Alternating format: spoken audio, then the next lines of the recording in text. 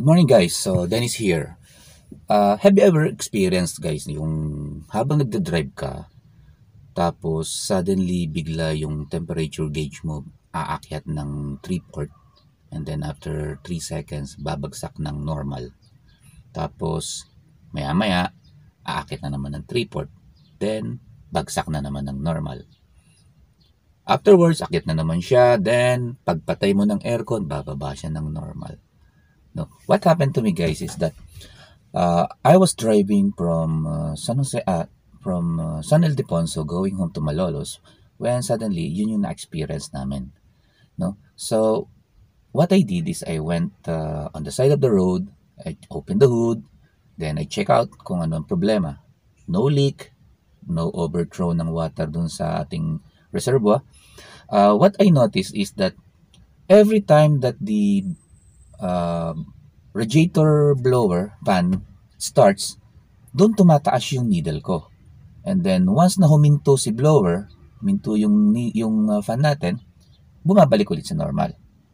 So I do a research, I check, and most probably ang lumalabas dun sa symptoms na nakita ko is that nagkakaroon ako ng delay on the opening of our thermostat. So, ang ginawa ko, I hook up with our friend, no, with the Revitop, Mr. Rod Sabala, no, baka naman, and I ordered one low temperature thermostat. This is from Moss, no. This is rather than 78 degrees, I will take a chance with a 72 degrees low temp thermostat. So what we're going to do with this session is we are going to put the new 72 degrees thermostat to the car, and then we will try to drive it around, let's say maybe from Malolos to SM Marilao and then back or anywhere. And then I will show you the result afterwards. Let's go. So na guys, ito naman tayo, no? Yung thermostat naman ngayon yung gagawin natin doon sa kotse. But of course, kailangan before you do any work within the cooling lines, no, sa tubig, you have to drain the coolant first.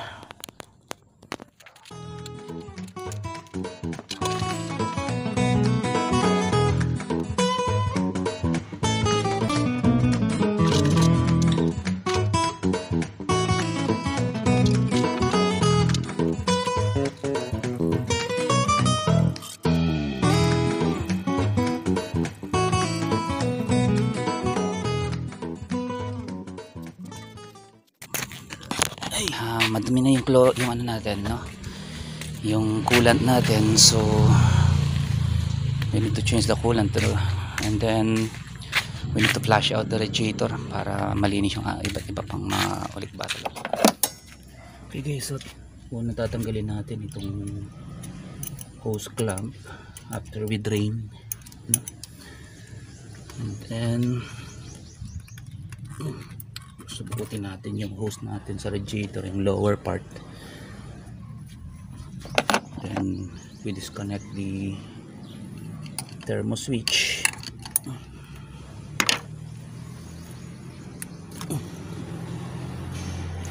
Ayan. So after that, meron pa rin tayong i-disconnect yung negative grounding.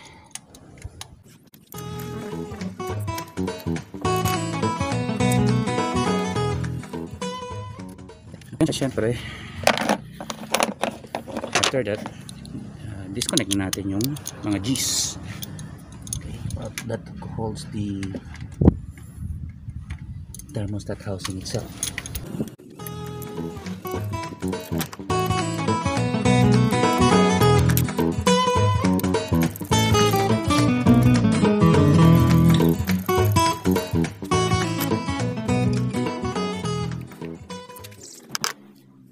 Ayan, so ninaklas na natin yung ating thermostat housing, and ito yung pinaka cover, May konti siyang dumi, pero konti lang naman, madali namang linisin to, no? So tara, linisin natin. Kakabit natin yung ating bagong Moss thermostat, no? Tayo magandang pwesto. So guys, you will see here, ito yung nalis nating 78 degrees, no, na thermostat. And then ito yung ikakabit natin na 72 degrees, no? Asan ba yan?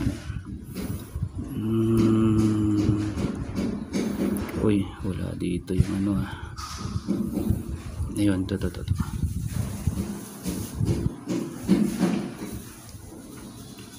Saan yung wala rito indication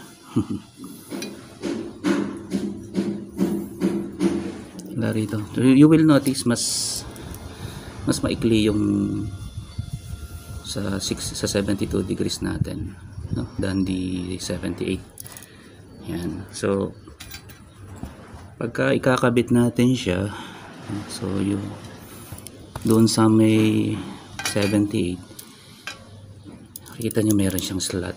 So yung slot niya is yung butas na yan, no? So with this one walang slot, so we will just sling it in.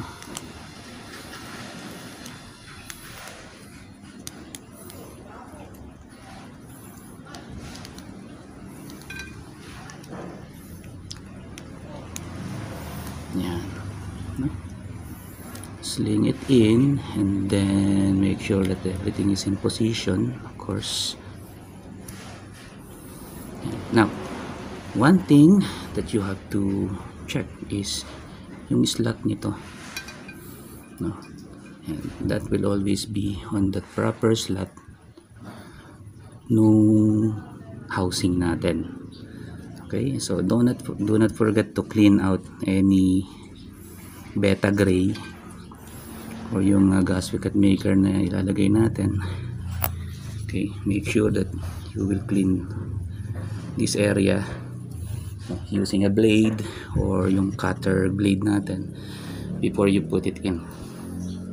So guys, ayan yung ito yung dalawang slot na sinasabi ko para dun sa gasket.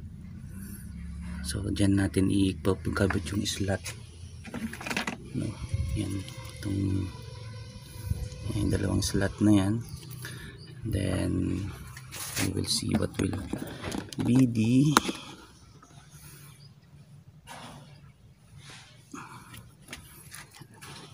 so first kakabit natin yung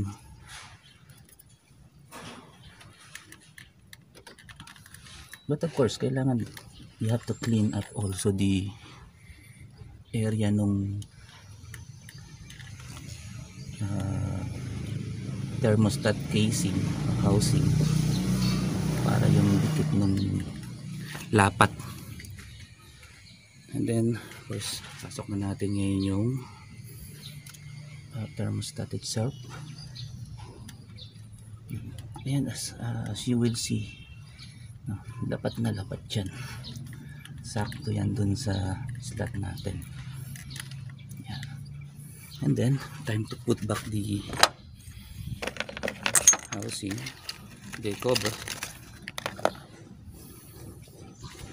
Pero syempre kailangan kabitan natin ng frame.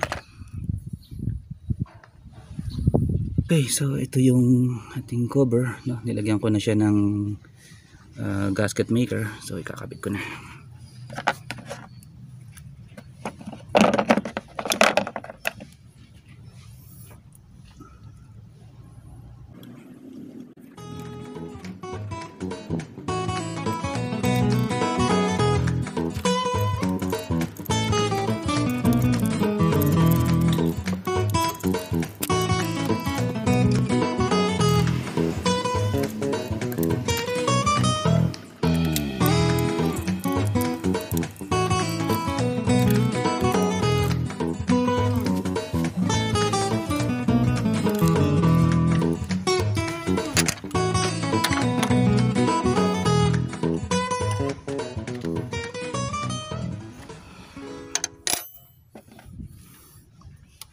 natin yung ground.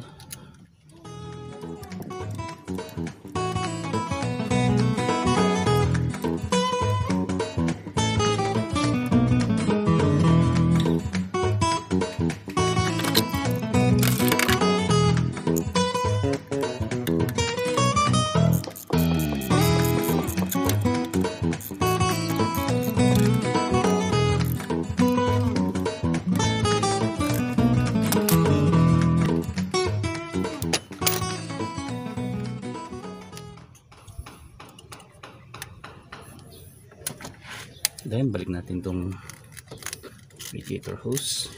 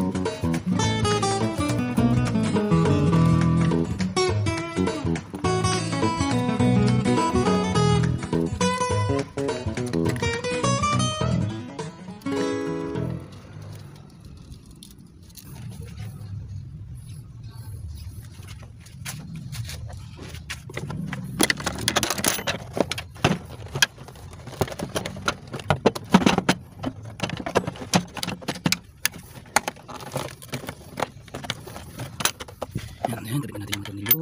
Box natin. Then, syempre, yung last part ng box.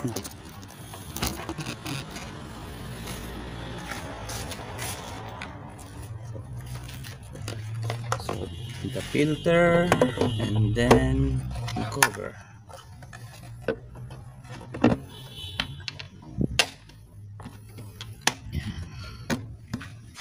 Kita natin ng konti yung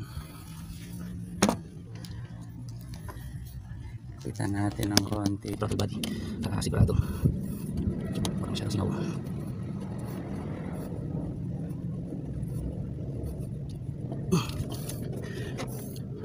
Okay, so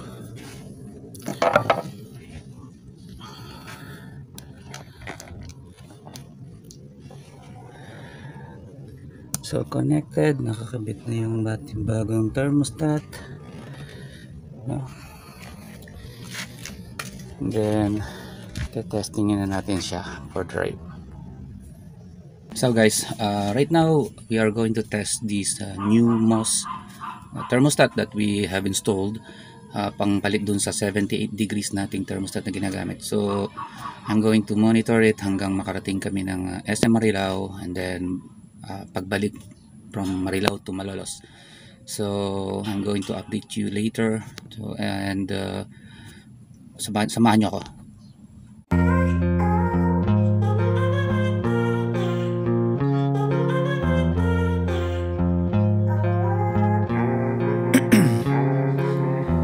In my veins, I've been driving this train.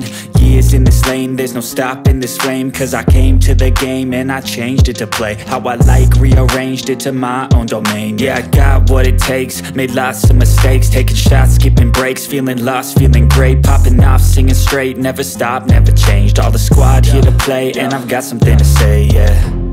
I work hard each and every day, I get lost in the words I say. I don't push pause, no I push play. I won't stop till I make a change. I withdraw. Right guys, we're in Santa Maria, Bulacan, and let's see our temperature. So far so good, no? So it's really advisable yung mas mababang temperature for their thermostat. Let's see more later pag dumating na tayo sa SM Marilao.